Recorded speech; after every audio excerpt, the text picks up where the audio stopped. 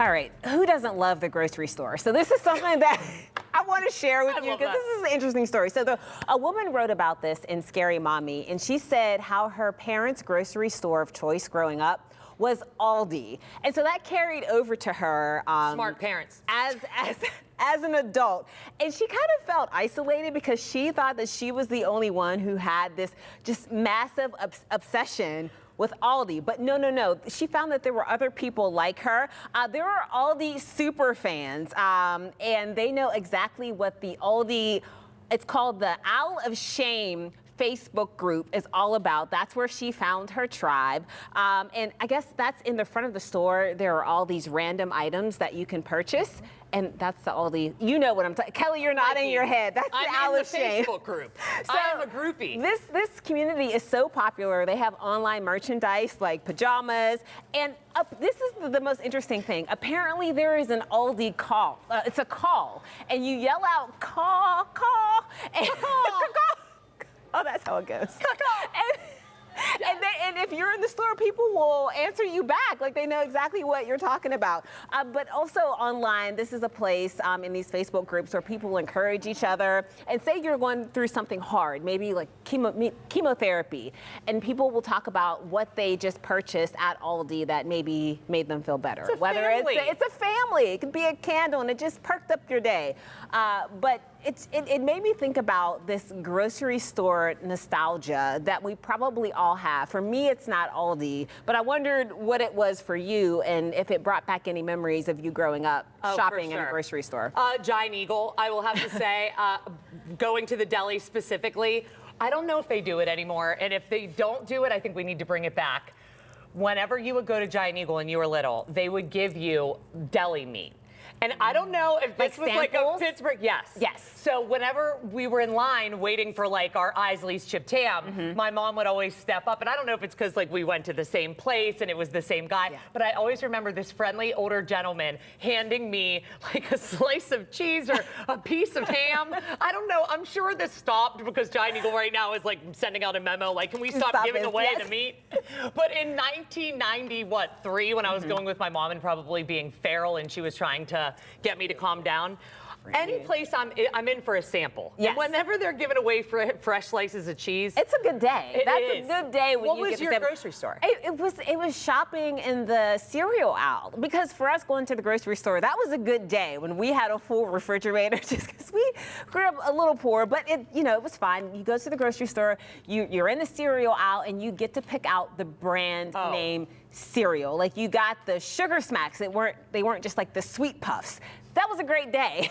That is so cereal, funny. You know, when you're a kid, cereal's everything to you. So you get 3 and 4 boxes. You could go through that in a week, but that was a lot of fun. I was talking to my husband, Jordan, about this, and he said the Giant Eagle, because for me it was Giant Eagle in the Shakespeare in East Liberty. Okay. But he said the Giant Eagle in Waterworks, you could go in there and they had a merry-go-round and like a little horse pony you could ride, and then you could get the candy out of you put the quarter in the little bubblegum machine and get that. So that was his fondest memory. I don't remember that. I don't remember there being rides outside. Do we need admission to go to Giant Eagle? I think you did. And also, as parents to young children right now in the winter, can we bring back the merry-go-round? Bring it back. That would be the best I need something thing. to bribe these kids to get them in and behave. Well, you can get on that horse as soon as we leave. Oh my gosh. Be good. Be good. I love it. The nostalgia memory. And I also think that this just goes back to the fact that when we were younger, our parents did not plan things for us. No. We went with them to errands. You went everywhere with them. Everywhere, and you made it magic. You made it what it could be, because you knew you were going to that dry cleaners no matter what, every Saturday. That's how you learn to be an adult. Sitting in the laundromat like, this is life. So true. And I think that there are just some beautiful parts of aging, too, that we have seen. And mostly worth noting is the life experience. I would say one of the worst parts of aging is the memory thing and forgetting any given reason why you walked into a room, forgetting the name of that old coworker that you just bumped into at said grocery store. That happens to me all the time. But there's actually a woman who can remember every single detail of her life. Her name is Rebecca Sherrick. Yes. And this sounds like all fun and games. games. And it was probably going to sound more like fun here with these little details. Here's Rebecca. She's a 31-year-old Australian woman. For some reason, she looks like she has the memory of a dinosaur. Like she can recall anything. And Yeah. she just looks so joyful. She does. She's one of 60 people on the entire planet that has a rare condition that allows her to remember every single detail. It's called highly superior autobiographical memory, HSAM. Rebecca can recite the entirety of the Harry Potter books, all 7 of them, as you can see from her Hogwarts shirt. She's a fan. All 7 of them, front to back. Wow. She is only needed to read it once to be able to do that. She can remember every school lesson she's ever been taught, which obviously makes her extremely bright. She can recall on any given date where she was, what she was wearing, down to what the news in the world was on that date. And here's the thing.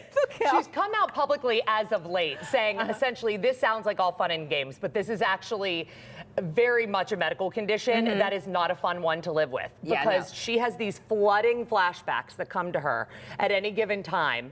And she said that in anyone's life, you try to black out trauma. A lot of us can successfully do so. Now, imagine if every bad memory. Because I think naturally you're supposed to forget some things. There's only but so much room in these massive brains of ours. But I will say, I can't even remember why I walked into a room, into the living room. I walk in and I'm like, why am I in here? Totally. And then eventually it comes to me like, oh yeah, I was looking for my keys. But I must say though, as a woman, I can recall everything my husband said, maybe from 3 years ago, how he said it, where we were, what the tone was, just because, you know, you might need that to bring that back up. So funny. I forget my social reasons. security number, but I know every single time my husband had an attitude. Yes. And his tone was a little off. That's right. Yeah. Locked in. Those are the important things. It is. Okay.